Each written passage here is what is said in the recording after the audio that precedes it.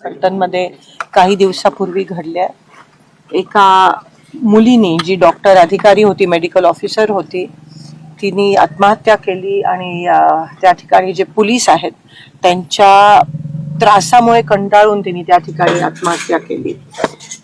तिचे आई वडील एक गरीब कुटुंबातले आहेत, एक शेतकरी आहेत बीडमध्ये राहणारे, आणि आज त्यांच्या कुटुंबियास भेट देण्यास मी इथे आली होती. अनेक गोष्टी ह्या केसमध्ये निष्पन्न होत आहेत. तिने काही महिन्यापासूनच तक्रारीचे अर्ज तिथे पोलिसांना केले.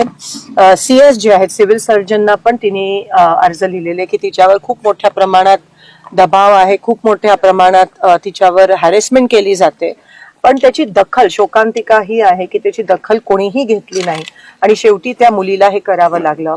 डॉक्टर असोसिएशनच्या माध्यमातून पण असं म्हणण्यात येत आहे की महाराष्ट्रात एकच ती मुलगी नाही, अनेक अशा महिला, खास करून महिला अधिकारी आहेत, ऑफिसर्स आहेत, मेडिकल ऑफिसर्स आहेत, ज्यांच्यावर दबाव टाकून चुकीचे PM चे रिपोर्ट, पोस्टमॉर्टमचे, ऑटोप्सीचे आणि फिटनेसचे रिपोर्ट देण्याचे खूप मोठ्या प्रमाणात प्रशासनाकडून, पोलिसांकडून आणि काही राजकीय लोकांकडून खूप मोठ्या प्रमाणात दबाव करण्यात येतो आणि मग त्यांना शेवटी हे करावं लागतं.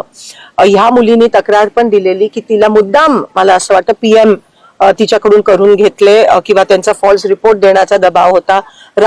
मध्यरात्री तिला PM करण्याची जबरदस्ती केली आणि ह्याच्यात तिने म्हटलं आहे की जे अधिकारी तिच्यावर दबाव आणत होते, तिला चुकीचा रिपोर्ट द्यायला सांगत होते, तिने जून महिन्यात तक्रार केली आणि अधिकाऱ्यांनी स्क्रिप्टेड